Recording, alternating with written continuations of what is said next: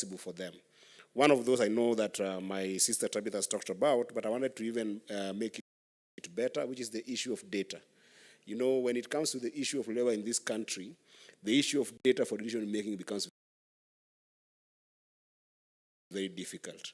And I wanted to just strengthen that idea of being able to have robust data that can be able to highlight, one, those people who do not have jobs in the country that are seeking jobs abroad, or who have got mismatch in terms of. In fact, Mrs.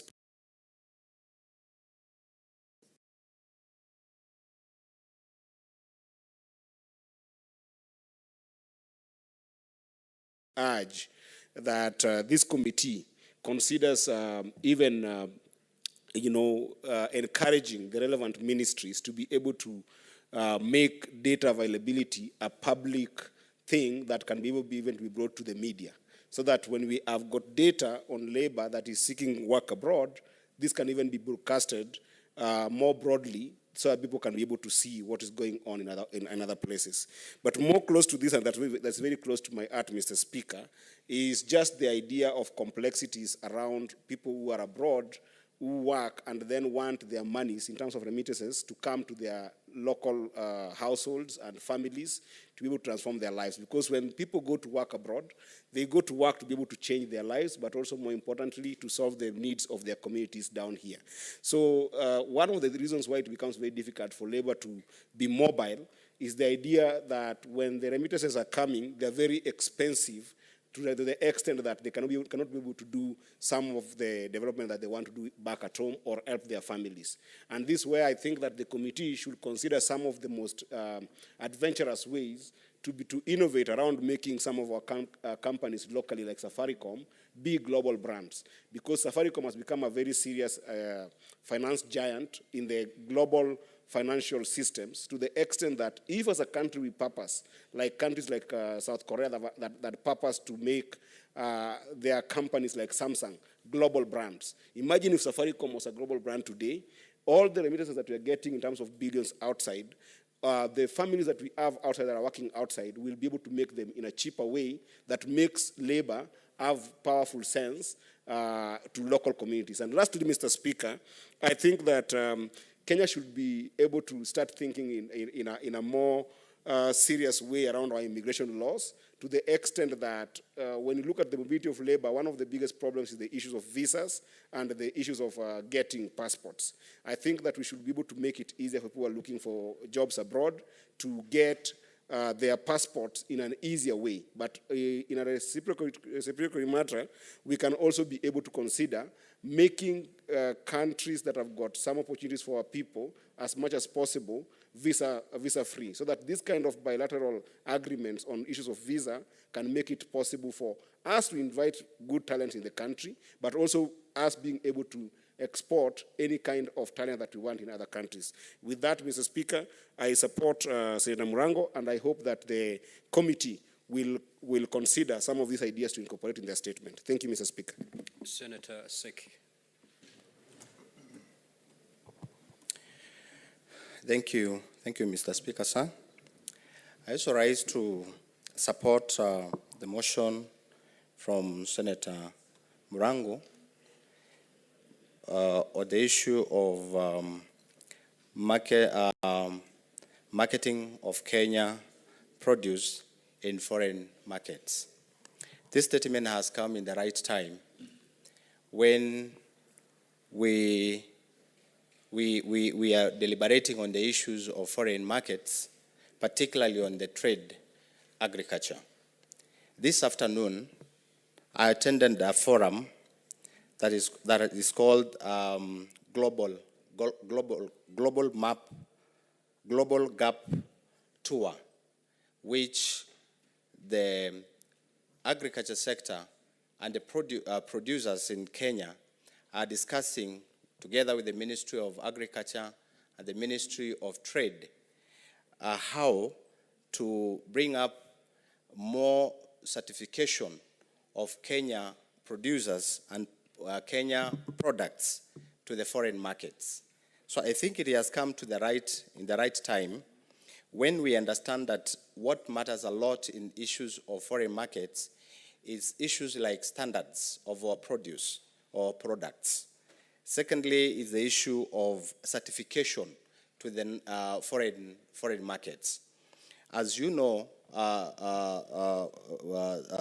Speaker, the Kenya government or Kenya is leading also in the issues of certification in Africa in issues on issues concerning market horticulture products. I can tell this Senate that Kenya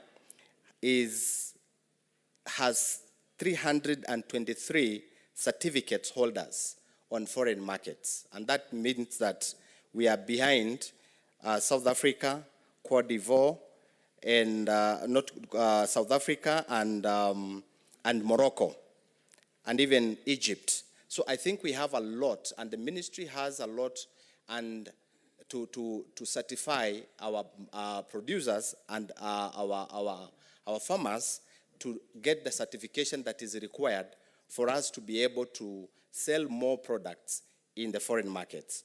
More importantly, I want to tell that the products that are leading in Kenya are avocado, mango, tomatoes, and sweet potatoes. And the kind of product that has been raised today, like macadamia, is not there. It's not listed in the list of products that is being produced in or being exported to foreign markets. So I think we have a lot as a department, and I want to assure this Senate that as we deliberate on this matter, we are going to look at it and engage different stakeholders to make sure that the statement has been achieved, or the objective of their statement has been achieved. Otherwise, I want to support the motion and say that we are going to look at it as a committee. Thank you. Before I call upon the majority leader to make a statement, allow me, honorable senators, to make this communication. In the public gallery, we have 64 students, accompanied by 7 teachers from Lona Laboso Memorial Girls Secondary School in Bomet County, who are in the Senate on an education tour.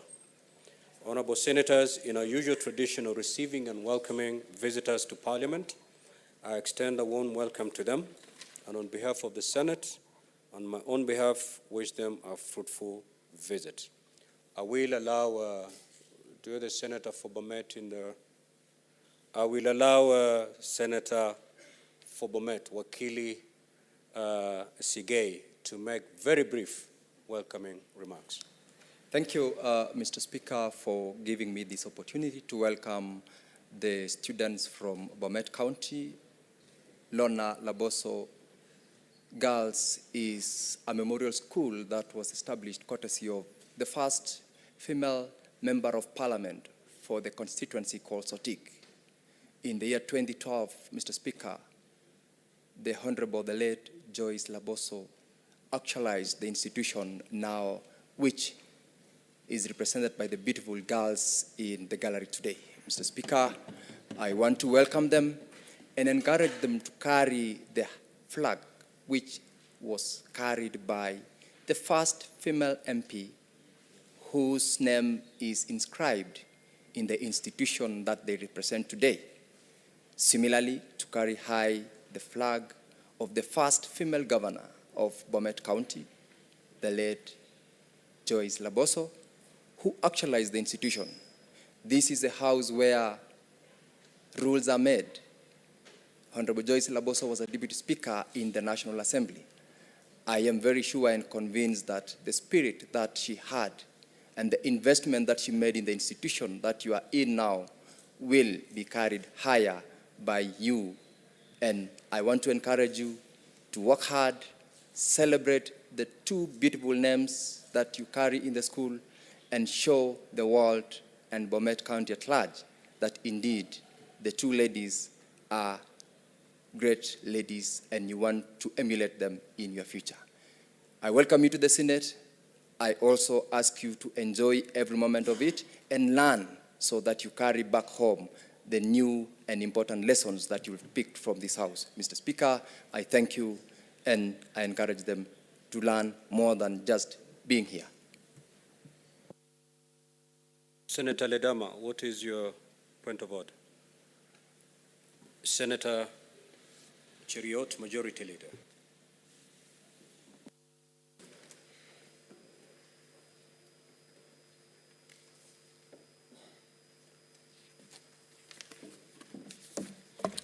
Mr. Speaker, sir, I rise pursuant to Standing Order number 57-2 to make a statement on the occasion of the 10-year anniversary of the Senate. Mr. Speaker, sir, I expected if senators were concentrating to applaud that this House has lived to see its 10th birthday, the second session of the Senate. It's not by chance, Mr. Speaker, or rather guaranteed that this House, given the kind of challenges that we've had over the years, both from within and without, that we'll live to see these days. On March the 28th, 2013, the Senate of the Kenya held an inaugural sitting, technically marking the second Senate after the first Senate under the Independence Constitution was disbanded in 1967, and the first Senate under the 2010 Constitution. This second Senate, Mr. Speaker, under the leadership of Speaker Right Honorable Ekwe Othuro, EGH MP, marked one of the most significant milestones in the country's constitutional history. The coming into being of the Senate heralded a new dawn for our legislature, hitherto unicameral, and was now comprising the National Assembly and the Senate. The term of the second Senate ran from 28 March 2013 to the 15th of June 2017, Mr. Speaker. Needless to say this, that the Senate was sailing in uncharted waters. None of the political leadership and the senators who had earlier had a clear idea of what their task entailed. They had to learn how to swim by actually swimming. It was trial and error at first. However, the Speaker and his leadership team guided the unity of purpose and the will to actualize devolution, initiated work, systems, and spearheaded a series of retreats, workshops, and seminars that rapidly crafted the framework of transacting and administering the Senate. Mr. Speaker, sir, to entrench its place, the Senate began its mandate by fighting for its space and its place in the new organization of government, including its relationship with the National Assembly, in executing its mandate as contained in Article 96 of the Constitution. To name just but a few of those memorable times, in the 11th Parliament was an entrenching mandate of the Senate in the consideration of the annual Division of Revenue Bill, a matter that was eventually determined by the Supreme Court in favor of the Senate, the infamous advisory opinion number 1 of 2013. The second Senate, among other milestones, Mr. Speaker, set in place the procedure to be followed upon the receipt of resolution from a county assembly on the impeachment by assembly of a governor or a deputy governor. This marked the stage for the first impeachment hearing of a county governor, which happened in 2014. Mr. Speaker, sir, the term of the third Senate in the 12th Parliament commenced on 31st August 2017, with 67 elected senators taking the oath of office and electing powers of a deputy court or is away for extended periods due to other reasons.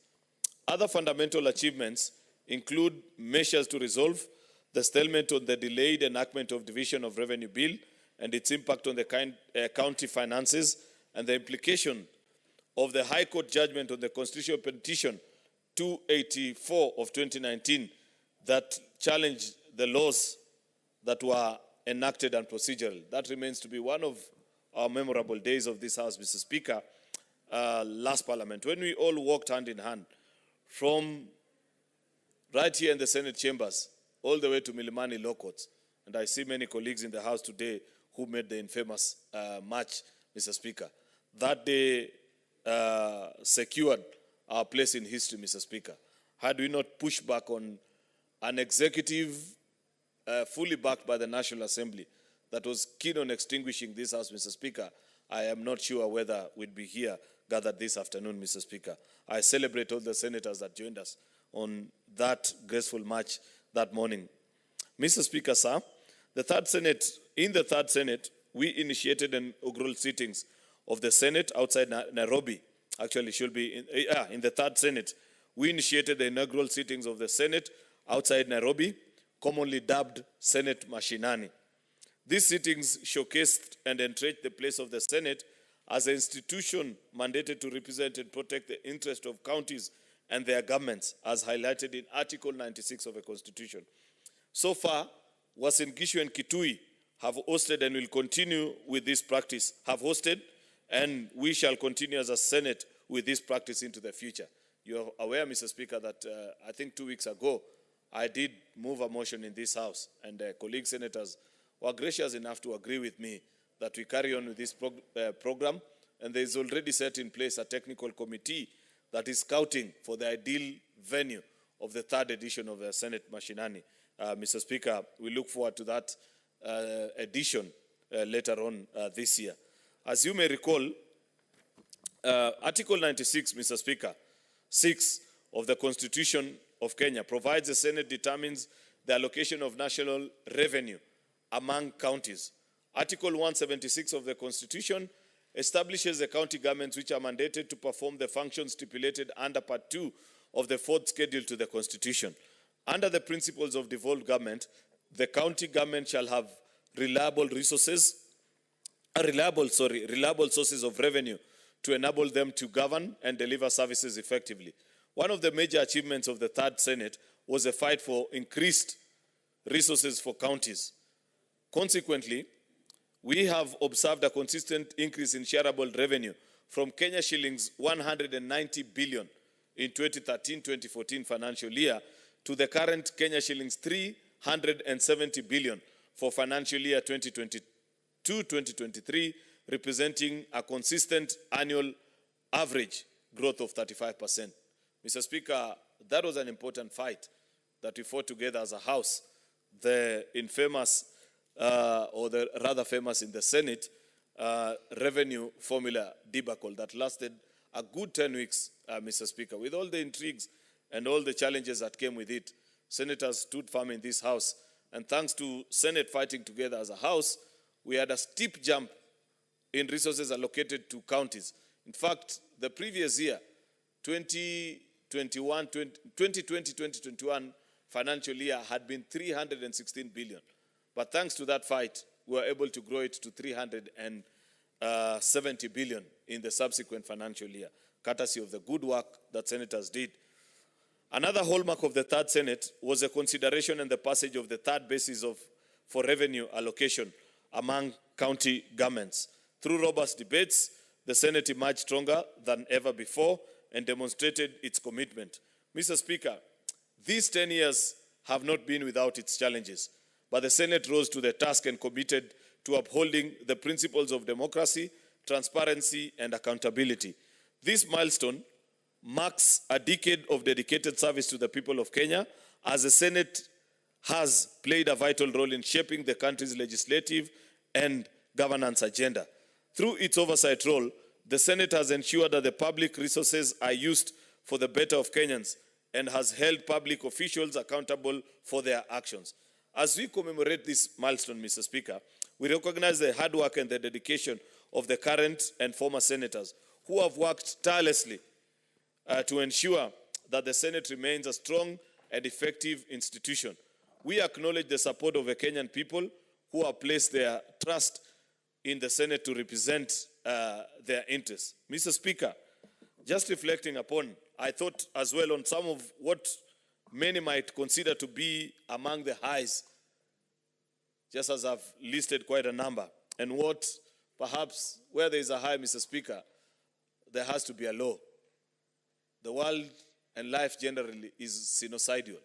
It rises and it falls. And I remember quite a number. The passage of the security laws, Mr. Speaker, Amendment Bill of 2014, quite a difficult and a challenging time for us in Parliament. The passage of the revenue generation sharing formulas, the three of them, Mr. Speaker, have been quite a challenge in this House, Mr. Speaker.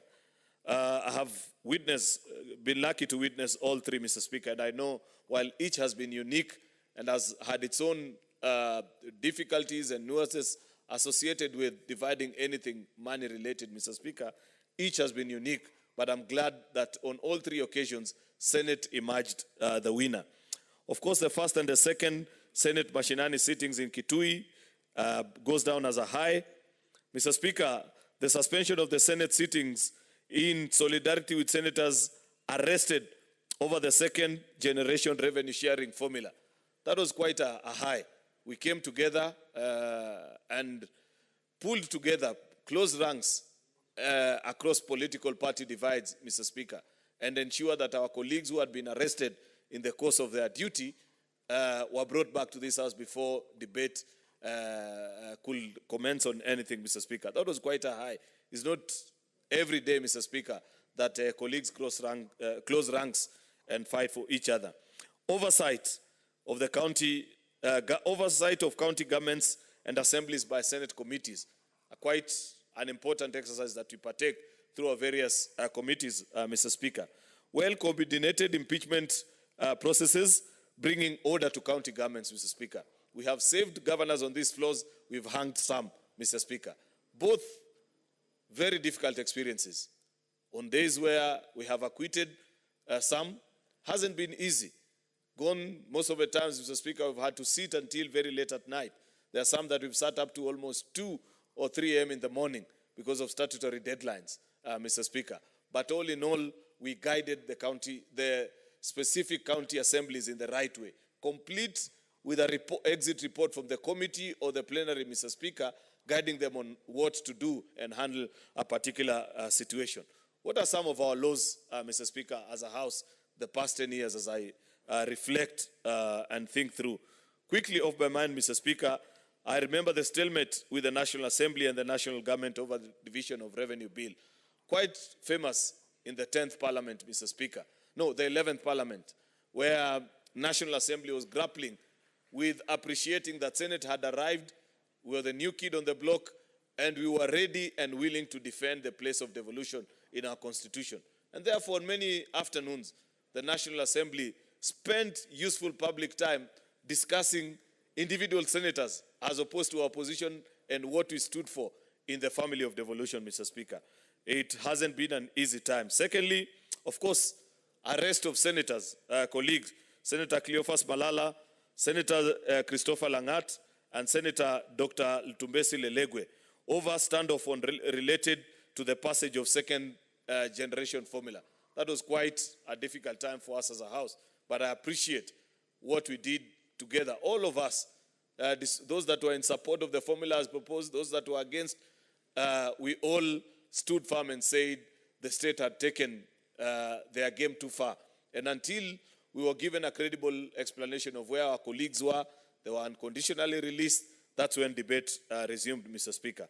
Of course, Council of Governors and Senate standoff over oversight funds, especially conditional grants, and the High Court judgment limiting oversight mandate of the Senate. That was quite a low, Mr. Speaker. I must speak of it. And on that afternoon, when we retreated back to reflect on the judgment of the High Court, where the judge, in his finding, tried to limit the role of the Senate in oversighting funds to the specific counties, which funds we could go through, that was a difficult moment. Because on one hand, Mr. Speaker, you have the public charging at you and demanding of you that you're the senator for Siaya, senator for Nyamira, senator for Nyandarua. What are you doing as Governor XYZ is misappropriating public funds? The courts on the other side are telling us that you cannot do that on certain specific things that ordinary citizens don't understand. All they want is to see public money spent prudently. That was quite a low time for us. Of course, delay in constituting of committees and changes in leadership position for majority and minority side. We've had this fight, this particular session on the minority side for a greater part of last term. We had this particular challenge on the majority side, Mr. Speaker. Not a very easy time when people have got to let go of leadership position, Mr. Speaker. Hasn't been an extremely easy time. And perhaps over time, this is a question that Senate needs to resolve, because much as it is difficult here in the Senate, more difficult in the county assemblies, and they draw from the experience in the Senate. I know for a fact that there are county assemblies, Mr. Speaker, that up to now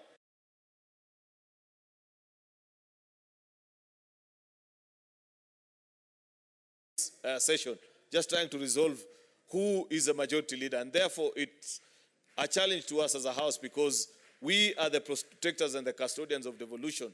Thinking about this, Mr. Speaker, perhaps either by legislation or provide a clear guidance on how to achieve on the positions of leadership here in the Senate as well as in our county assembly. Of course, failure by governors in the 11th Parliament to honor summons, quite a number, many have been fined. Unfortunately, in the Powers and Privilege Act, we haven't provided for how to, we don't have the mechanism. You know, Parliament and Senate doesn't have, we cannot send our sergeant at arms to go and arrest governors who have refused to show up or have jumped bail, haven't paid their fines. We need to think through and consider that. Of course, removal of senators from office was quite a difficult time for us as well.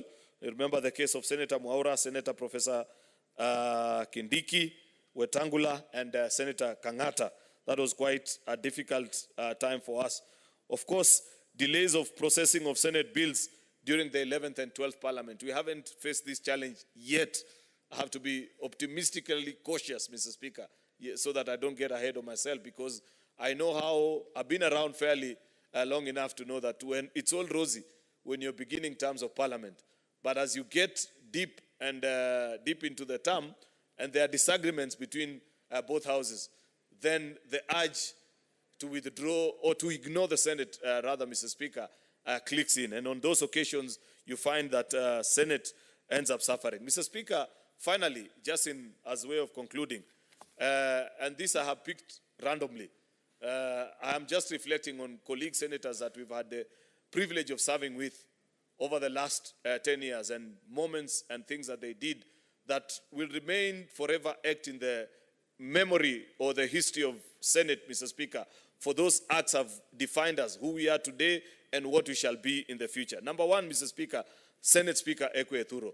I know for a fact, and I speak like this, Mr. Speaker, because I belong to his side of the political divide, then and even up to now, that part of the reason why he lost his job as Speaker of the Senate, and I don't think this is something that you need to be hearing, Mr. Speaker, is that on many occasions in the 11th Parliament, he was called to defend the position of the Senate against what you'd call, quote unquote, the appointing authority.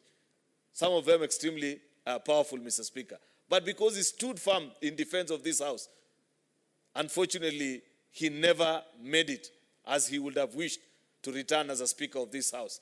And I know that that's a huge price that he paid, but we continue to celebrate him. I celebrate him each day.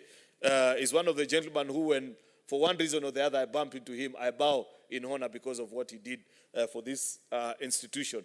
During very difficult times, Mr. Speaker, including days when police officers were sent to cordon the House of Parliament. He stopped debate for close to 30 minutes until police officers moved away from Parliament. And of course, you know who had sent police officers then. It's not an easy decision. That seat that you sit on, Mr. Speaker, sometimes calls on you to make very, very difficult decisions in defense of this House, Mr. Speaker. And for that reason, I celebrate Senator Ekwe Ethuro. Secondly, the Senator Professor Kindiki served as our first majority leader on this side of the House where I lead, had the privilege of serving under him as a new senator, guided many of us that were new to Parliament then, even though even him was his first term of Parliament, had quickly learned the ropes and guided us, afforded us the opportunity to lay a firm foundation, and I believe that is what has guided many of us to secure and set up a firm foundation. Of course, he led in the institutionalizing of bipartisan approach on matters concerning the role and the place of Senate on devolution. That is something which, unfortunately, this House still continues to grapple with. And over time, I hope, as leader of majority, together with my counterpart, the leader of minority, we shall indoctrinate the current crop of colleague senators to appreciate that while we may disagree on the politics of the day, when it comes to matters defense of devolution and the institution of Senate, we fight together like brothers and sisters. We stand our ground together and we ensure that we stand and achieve that. That is one of the leading edicts and the teachings of Professor Kidiki on this house when he spoke many afternoons to speak. Of course, the Right Honorable Speaker of the National Assembly, Speaker Moses Masika Wetangula, then as leader of minority. Very interesting debates on many afternoons, Mr. Speaker. And I wish I said this when many of our colleague senators were here in the afternoon, because I continue to see in this house an unfortunate emerging trend, Mr. Speaker, where debate is losing its pace. I enjoyed those afternoons as a newcomer into this house, Mr. Speaker, where even though people are saying extremely difficult and sometimes harsh things to each other, those that were being spoken to kept quiet and allowed colleagues to make their point first before rising to counter whatever is being argued. That's a culture of debate. That's what Parliament is about, Mr. Speaker. And that's Senator Moses Masika Wetangula deeply espouses. Many afternoons kept this house entertained with his quotes from various books. Senator James Orengo, second leader of minority, Mr. Speaker, and now governor for Siaya, stood steadfast in his defense of the Senate, together with other senior counsels from this house, defended the Senate when we went to the High Court, Court of Appeal. Unfortunately, perhaps because of his many engagements now in Siaya County, Mr. Speaker, hasn't been able to do that at the Supreme Court, Mr. Speaker. But of course, he's being ably helped by our colleague, the Senator for Nyamira, Senior Counsel Senator Omogeni. We celebrate his work. Senator Kiraitu Murungi led in the quest for strengthening of oversight role of the Senate in its and the place of Senate in the Parliamentary Service Commission. And I wish I said this when our colleagues in PSC were there, because when it became untenable and we felt that we were being shortchanged by our colleagues in the National Assembly, Senator Kiraitu Murungi one afternoon moved a motion in this house, Mr. Speaker, to have PSC split between two, to have a PSC for the National Assembly, one for the Senate. When that agitation began, at least, though for nuisance value and very little legal value of it, Mr. Speaker, because it will never have passed in the Assembly, at least got that third, or I think it was the fourth commission of PSC, Senator Omogeni, to take Senate seriously. And after that, there was a change in attitude in how PSC treated Senate as an institution. Of course, that danger always lurks, and you must remain vigilant. Senator Fatuma Dulo led in the quest for strengthening of oversight role of a Senate, continues to celebrate her serving her second term as a woman senator. Not many women have been allowed that you can start and build a stellar career from your nomination. That's what Senator Fatuma Dulo has done. Senator Kipchumba Murkomen served as Deputy Majority Leader, then later on as Majority Leader, stood steadfast in defense of Senate and devolution. I recall part of the very first committees that I enjoyed their sittings as a new member of this House was Devolution Committee, Mr. Speaker. And I wish, I don't know if Senator Abbas is in the House, Mr. Speaker, that the present Devolution Committee takes time to study the work that was done by the Devolution Committee of the Second Senate. Remember, that was a time that we were just turning the curve, Mr. Speaker, and getting into the cycle of devolution as a country. Therefore, there were many laws that needed to be passed, many challenges in the county governments. I recall the amount of work that they did. Traveled actually most of the afternoon.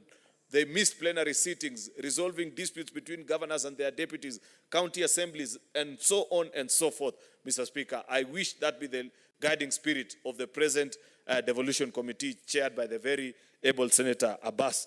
Senator Bill Okero, my first chairperson of the Budget and Finance Committee, a committee whose job and duty I took with utmost zeal and enjoyed serving, perhaps my best committee, the committee that I enjoyed serving in the most and gave me an understanding of the place of the institution of Senate, was under the chairmanship of Senator Bill Okero, Mr. Speaker.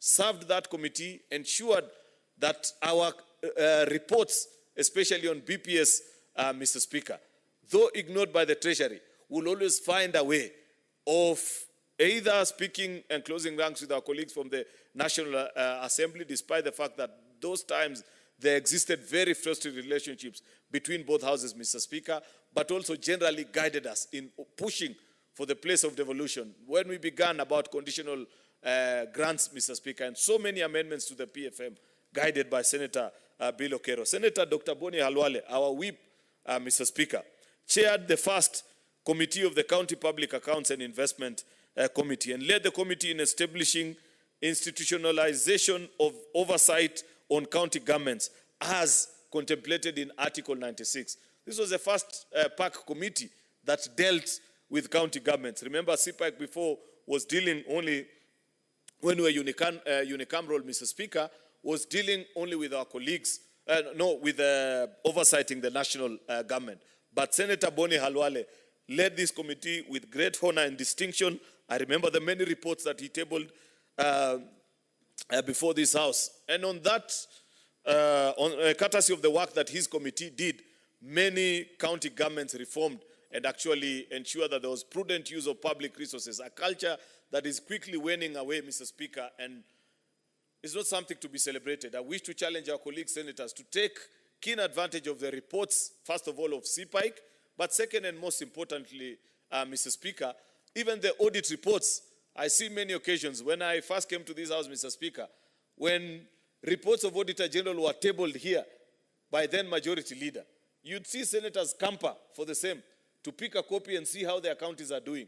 Nowadays, they lie idle, almost falling over on the clerk's table until they are carted away, Mr. Speaker, by the sergeant at arms. I think that's an area that, as a House, we need to improve and pay keen attention. Of course, Mr. Speaker, I've spoken about this, and it's something that I continue to engage my colleagues on the minority side about the need to perhaps rethink the place of oversight, to not only be reactionary to the audit reports brought by Auditor General, but even on issues that individual senators know about their counties. I am sure there can be a better process, and I proposed, and something that we haven't unfortunately been able to resolve, on that very sacred role of this institution, Mr. Speaker, can better be carried out as a complementary mechanism to what the Auditor General does, Mr. Speaker, because unfortunately, much as we think the Auditor General knows everything about your county, I don't think the Auditor General, despite the fact that they may have all the reports, Mr. Speaker, would know more about Busia County and the challenges that ails them more than their senator who's here, Mr. Speaker. And therefore, that's something that we need to perhaps make a decision about and move on motion. I promise the House, Mr. Speaker, that by the time we return after this short recess, we'll have reached a common position with the leader of minority and propose something to the House. Senator Professor Peter Nyang'nyong'o, then Senator for Kisumu, chaired the Committee on County Public Accounts and Investment, led the committee in establishing county oversight mechanisms, also took a lead in strengthening oversight function by ensuring cabinet secretaries and other state public officers appeared before committees when summoned to.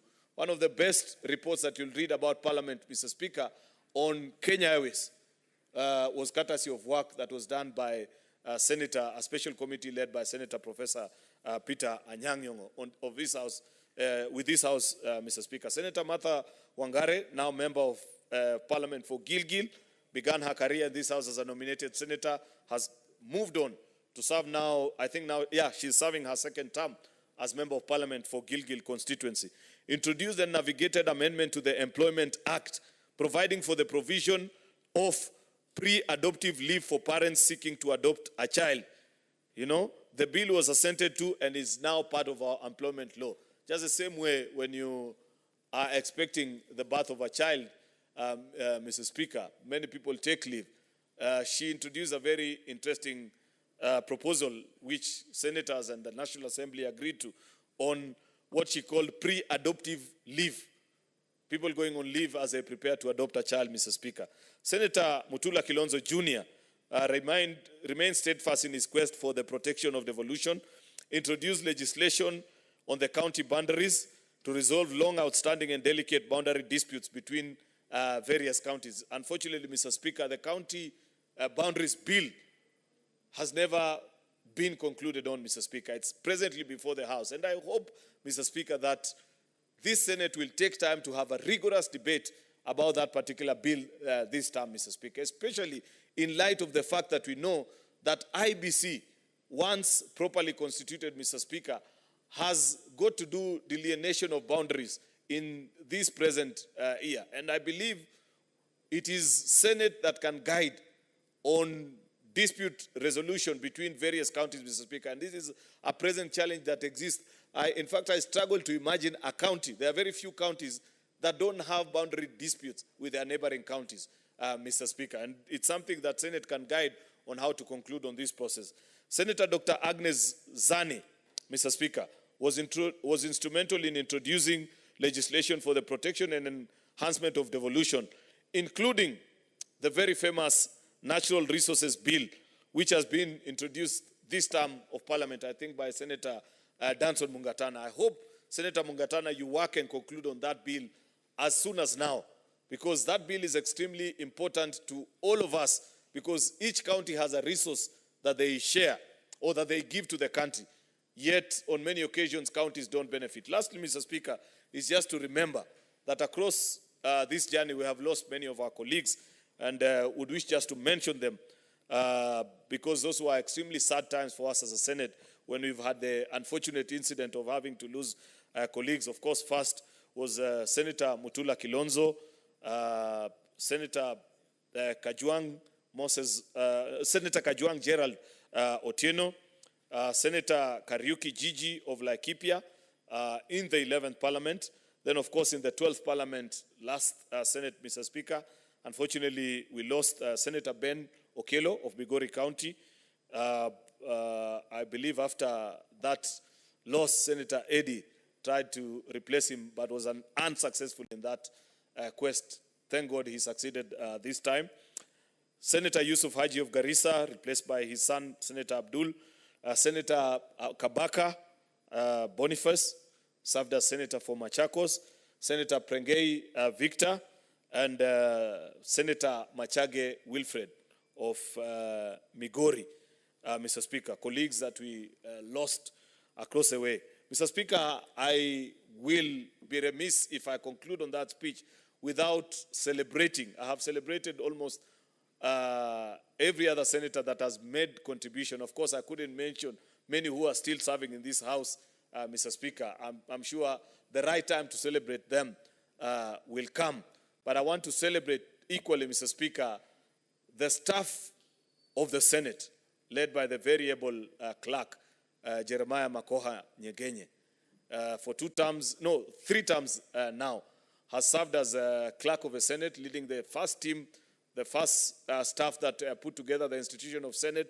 Of course, you know for a fact, colleague senators, that their work is to make us look good. Many of the citations that we make here, the presentations that we make outside there, are presented by the very competent staff of the Senate. I know that for a fact. I have served as staff welfare, Mr. Speaker, chair, for 5 good years. And I know that you will struggle out there to find staff as competent as staffers of Parliament, especially those of the Senate, Mr. Speaker. No offense to staffers that serve in the National Assembly. I would never have said that last time, but now I have the luxury of saying the truth that staff of the Senate are extremely competent, Mr. Speaker, and they understand and know their duties and role, and on many occasions prepare a Senate. Therefore, I celebrate the work that has been done also by Jeremiah as he leads the team together with his 2 very able deputies as well, Mohammed and Eunice. They have led Senate the last 10 years quite remarkably, Mr. Speaker. Of course, with a lot of difficulty. You know, when you have battles with the National Assembly, Mr. Speaker, because it's not easy to target senators, because whatever my colleague or counterpart in the National Assembly, Kimani Ichung'wah, says to me, I can answer back because I'm elected like him. But shudder to imagine what staffers of Parliament, especially those of the Senate, go through when they are cited in the National Assembly in reports and mentioned on the floor sometimes because of inter-house battles. I don't think that has been easy for staffers of the Senate, because on many occasions they have been on the receiving end wrongfully most of the time, if not all the time, from our colleagues in the National Assembly and the leadership therein, because of the stand that the Senate has taken. It's easy to find bogeymen in the leadership of the Senate staff, mostly in the place of Jeremiah. Therefore, Mr. Speaker, I celebrate and do urge colleagues that we focus on to the next 10. I know we have started with difficulties, Mr. Speaker, but I give my assurance first to the Senate and to the country that we will find our bearing, we will find our space, we will close ranks, and this Senate, the current session, Mr. Speaker, I still believe will serve to be the best Senate that has been, other than the other two, better than even the other two, Mr. Speaker, because I know for a fact with great difficulty, as I say, there's always a silver lining in every cloud. I know, of course, at the moment with all the difficulties that we are facing in the country and even with us as an institution, people may begin to imagine or think that perhaps not much will be achieved. But I want to tell them, watch this space. This Senate will achieve great things for both for country and for the various counties, Mr. Speaker. With those very many remarks, thank you, Mr. Speaker, for indulging me. I celebrate you also, Mr. Speaker, for the work that you have done in the last few months. It hasn't been easy, but I know there will be a time to celebrate you even greater once you have steered us to greater success. Thank you, Mr. Speaker. Thank you, colleagues, for indulging me. Senator Ngatana, I will allow a few of us to make certain interventions, and we'll speak for not more than 5 minutes so that we have time for the business in the order paper. The Honorable Senator Ngatana. Thank you, Mr. Speaker, for giving me the opportunity to also make my comments as we celebrate 10 years of existence as a Senate. Mr. Speaker, I want to say I listened very carefully to what my majority leader was speaking, and I thank him because he gave us a very good summary of what we have been able to achieve as a Senate and the difficulties and the triumphs that we have seen in the last 10 years. Madam Speaker, the problems that this Senate has endured have something to do with the history in the formation. Madam Speaker, I was one of the members of that select committee that went to Naivasha. And it is good to recall, Madam Speaker, that the main target, the main thrust of our negotiations in Naivasha for the Constitution of 2010 was for the decision of whether we are going to go presidential or we are going to go parliamentary system of government. Madam Speaker, a lot of the other things were not really in focus. And I remember working round many hours, Madam Speaker, trying to find a compromise, meeting so many people, back, left and right. And Madam Speaker, when the deal was struck that we were going to go presidential system of government, a lot of things, including the section that dealt with Parliament, were not given the real attention they deserve. Madam Speaker, I remember very well that we then, as members of Parliament, did not want to cede power. We did not want to cede power to a new house called Senate. So what was the solution? The solution was to propose a house that will be sitting just for 4 times in a year. The solution was to create a house similar to the one in the Kingdom of Eswatini, where, Mr. Speaker, members of Parliament are elected, and then from their various regions, they sit down to elect members of the Senate. In other words, it's a secondary vote. Then, Madam Speaker, we wanted to create a Senate similar to what existed then in Canada, where members of Parliament are the people who sit down and they do a secondary vote after the universal suffrage. And then, Mr. Speaker, Madam Speaker, then the senators would come in. And what we had in mind, Madam Speaker, was to maintain all power within the National Assembly. And we were very clear at that time that we needed to just honor some legislators who had served term and who were willing to serve in the Senate. So, Madam Speaker, time has now come that because the committee of experts decided that they were going to give the senators universal suffrage, they were to come back by direct vote. Madam Speaker, then they did not give them the correct powers. Madam Speaker, then we have historical issues in terms of execution of our mandate. So, Madam Speaker, my prayer is that going forward, this House, Madam Speaker, would be a House that makes laws and have a second bite at the cherry. Today, Madam Speaker, during the statement hour, we were told of a law that was passed specifically at the National Assembly just to benefit those who wanted to make maximum profits from cashew nuts, Bixa, macadamia business. Madam Speaker, if that law had come to a second chamber, to a senior chamber such as ours, it would not have passed and the people would have been saved.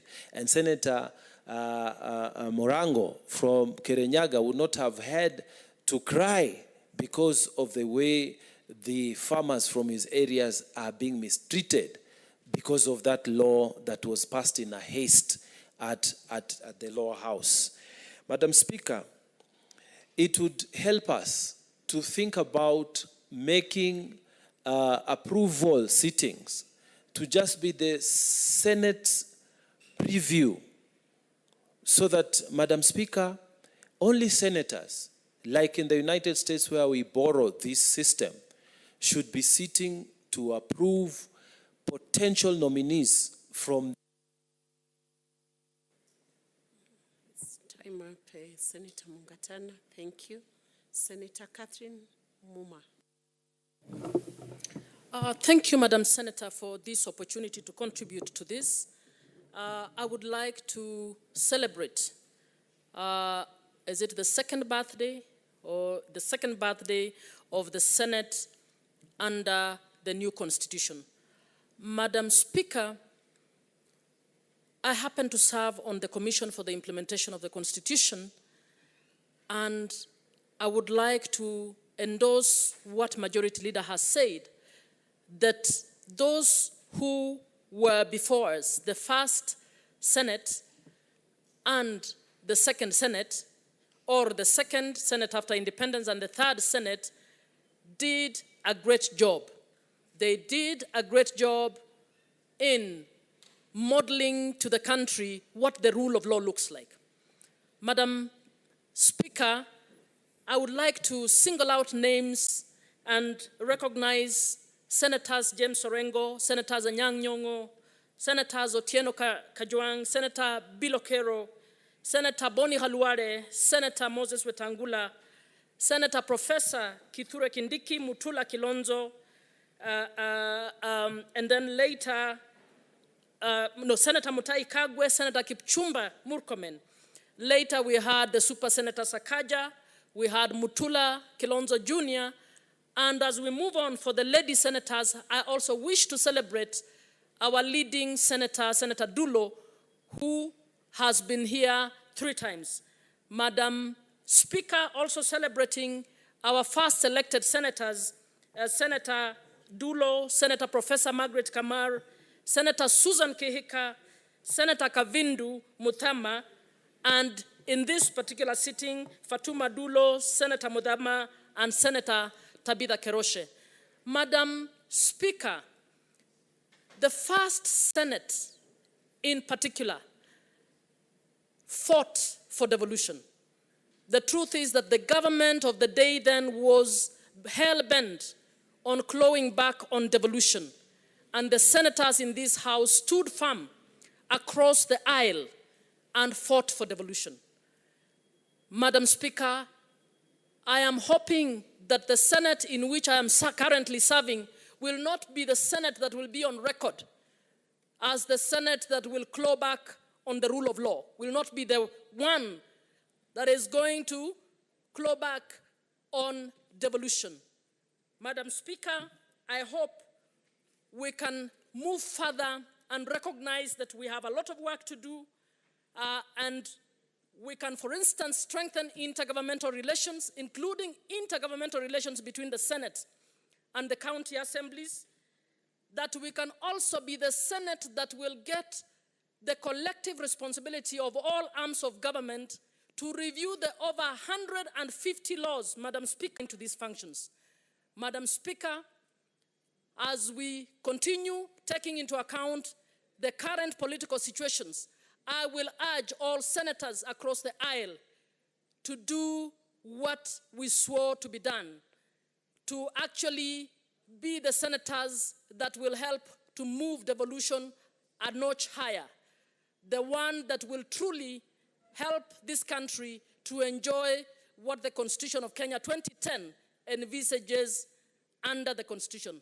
Madam Speaker, one last bit, I want to request that in considering intergovernmental relations, we will also be the House that will recognize the intergovernmental bodies that have worked, including bodies like the CAF, the Council of Governors, and the regional blocks that have been helpful in implementing devolution. I support, Madam Speaker. Thank you, Senator Catherine. We'll have Senator Cheptumo William to take it up. Thank you, Madam Speaker. Madam Speaker, allow me to thank the Majority Leader for that very comprehensive update to the House regarding the achievements and the challenges that have been faced this House in the 10 years. Madam Speaker, I served in the National Assembly for 15 years. And in the last 10 years, to understand differently. In a sense that even when, and I think I've said this before, when there was need to facilitate and to avail funds to this House for senators to be able to perform their functions, I was one of those members in the National Assembly, Madam Speaker, which really opposed. And I remember when the regulations came before the House, I was the chairman of the Delegated Legislation Committee at that time. And we never saw the need, and I never saw the need as the chair of that committee at that time. Madam Speaker, having been now in this House, it has already been said by the Majority Leader that one of the challenges this House faced is the fact that it didn't have resources, that senators were not being facilitated to be able to perform the functions. And I think, Madam Speaker, there will be a Kamukunji after this sitting to discuss as a House on how best as a House we deal with that particular situation. Madam Speaker, unless and until this House is enabled to perform their functions. Madam Speaker, when I was a member of Parliament, you will allow me to refer to this because I want to draw comparison between what happened in that situation and now. The amount available for a member of Parliament to manage a constituency is the same amount availed to a senator to manage for Nairobi 17 constituencies. In Baringo now, I manage 6 constituencies using the same resources I used to manage 1 constituency. That is a challenge, Madam Speaker, and I think even as we appreciate the challenges this House has gone through, the successes it has been able to achieve, that is an area we need to look into. Madam Speaker, 10 years have gone, and devolution, as envisaged initially, was so that, Madam Speaker, we take more resources down to the people. Madam Speaker, today we are at 385 billion, if I'm not wrong, in this coming budget, from what we know. I still believe, Madam Speaker, Baringo, for example, a county with challenges, 65% arid and semi-arid, Madam Speaker, receives only about 6.5 billion Kenya shillings. It is unable to achieve and to perform and deal with matters challenging facing our people.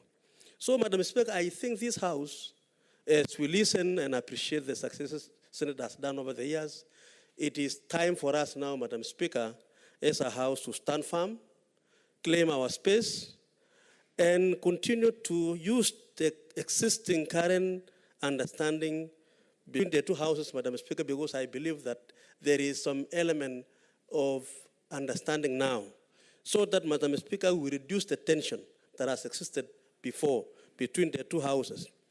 Madam Speaker, I am happy today that I participate in this House. And as we move forward, Madam Speaker, Kenyans and Kenya, Madam Speaker, will be... Time up. Senator Eric Mogeni Okomo.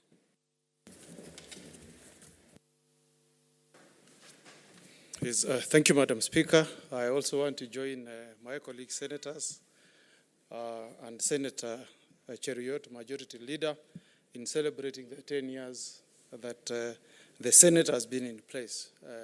Madam Speaker, I will not repeat the salutations of senators who have left a mark in this House. And I think, Madam Speaker, the Majority Leader has done very well in giving a very good summary. But, Mr. Speaker, a challenge has been thrown our way this afternoon by the Majority Leader, that we must also leave a mark, Madam Speaker.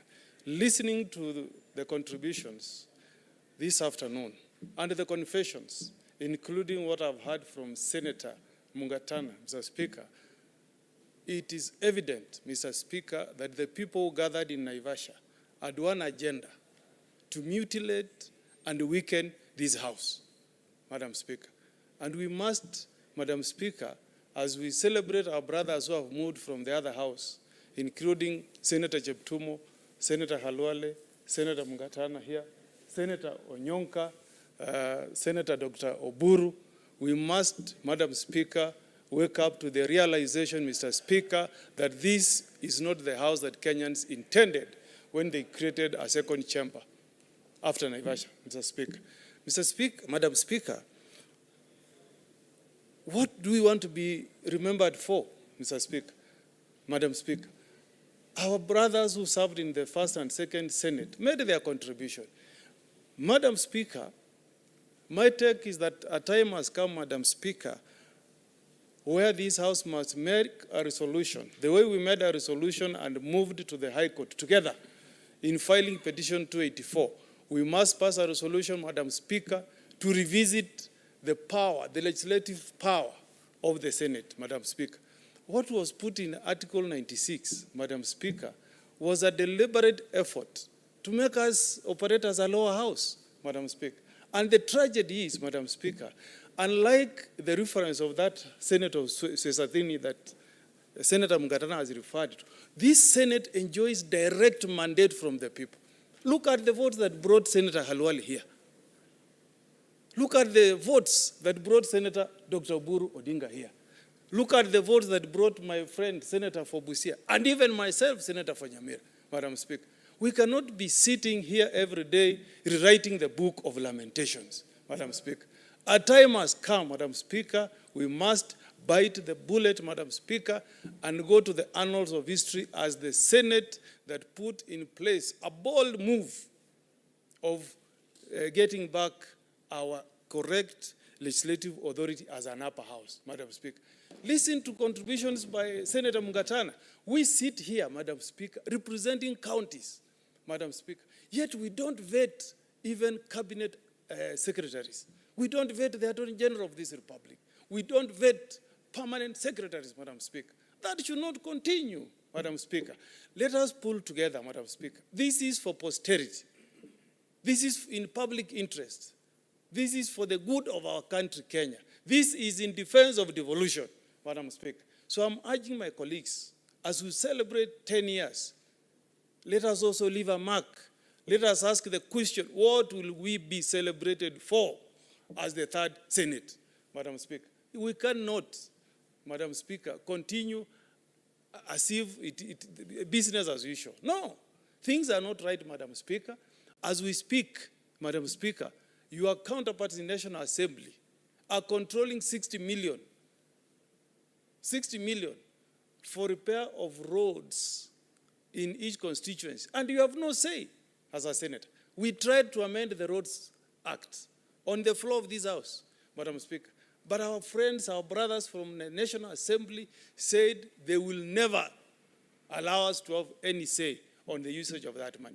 Yet, Madam Speaker, as a senator, you need to know where has your governor put money for roads.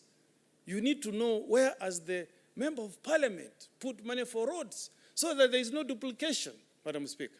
We cannot allow, Madam Speaker, a situation where there is wastage of resources, Madam Speaker. A road is done by a governor today, a member of National Assembly will come the following day, Madam Speaker, and they do the same thing.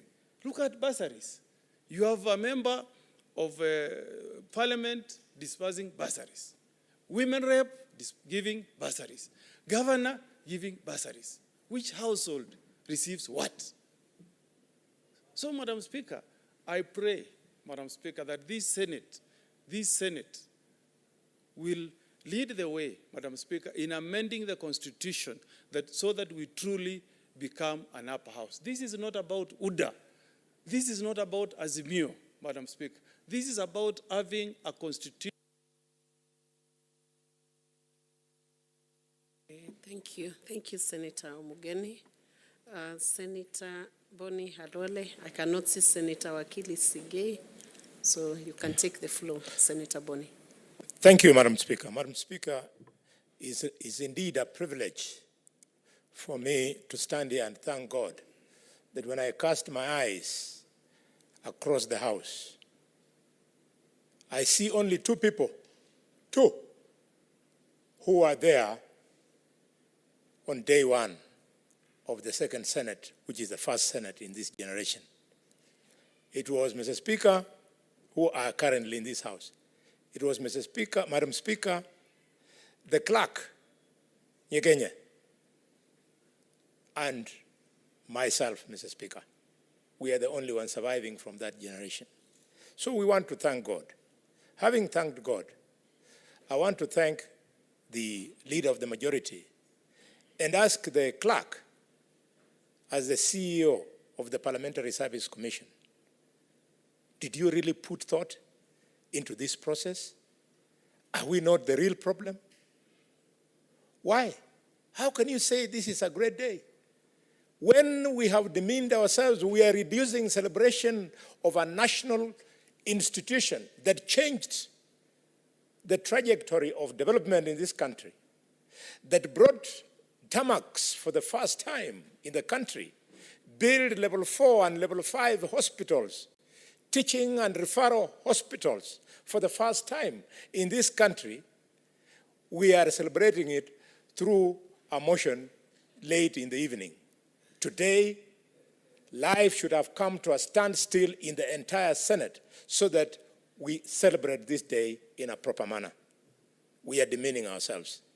And I challenge the CEO, who is none other than the clerk. They have failed us. I challenge the Speaker. I challenge the leader of the majority. The resources are there.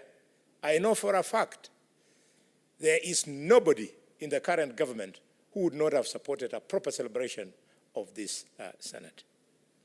Having said that, Madam Speaker, I want to tell members that this of more funds and more funds and more funds to county governments, we should temper it.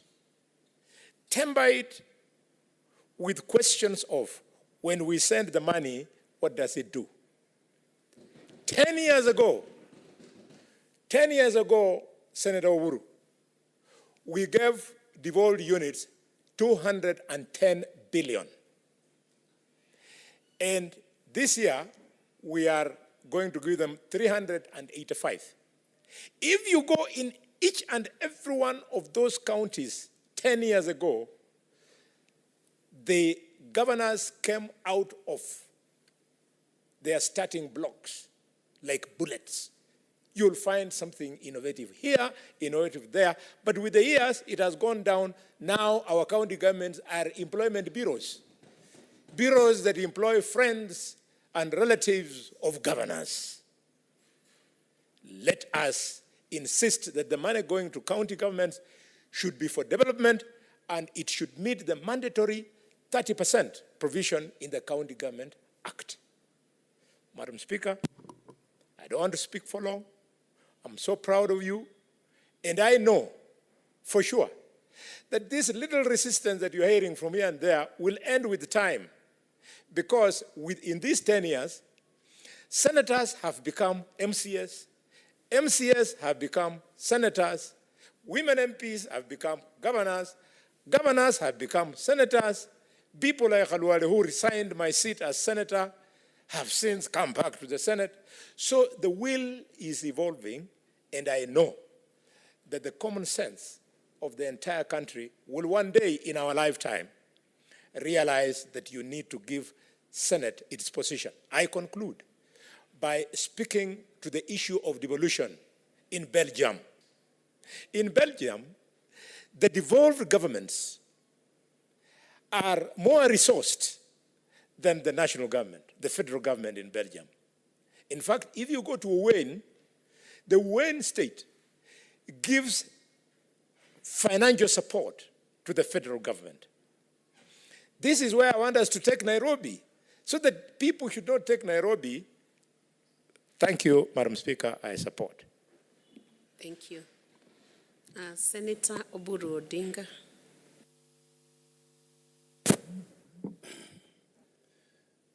Thank you, Madam Speaker, for the opportunity. Madam Speaker, this is a great day for the Senate, and the Majority Leader has left. I would have really liked to congratulate the Majority Leader, Madam Speaker, because he is very eloquent. He's a young man, but I think he will go far, because he narrates exactly what happened, and in a very, very eloquent and easy way. Madam Speaker, devolution is something which was inherited from independence. Madam Speaker, at independence, we had two parties. There was KADU and there was KANU. And KADU was advocating for what was then called Majimbo. But Majimbo, in its application, was actually devolution. Madam Speaker, at independence, we had a Majimbo constitution. And that Majimbo constitution gave us regional assemblies. Madam Speaker, that constitution gave us regional governments. And at that time, Madam Speaker, there was a passion for unity. Unity, unity, unity, uhuru na umoja, uhuru na umoja, uhuru na umoja. Madam Speaker, over the years, it was proved that uhuru na umoja was not devolving resources to the grassroots. Madam Speaker, it became a very skewed way of allocating resources to the mashinani. That is why, Madam Speaker, in Parliament, when Engineer Karwe introduced a bill to create CDF, CDF became the only thing that MPs were doing in their constituents. CDF became so popular that most members of Parliament were judged by how they used CDF. And this was a very small amount of money. And that is why, Madam Speaker, when delegates from all over the country converged at Bomas of Kenya, they came out with proposals to have a new constitution, and that new constitution was creating counties, Madam Speaker.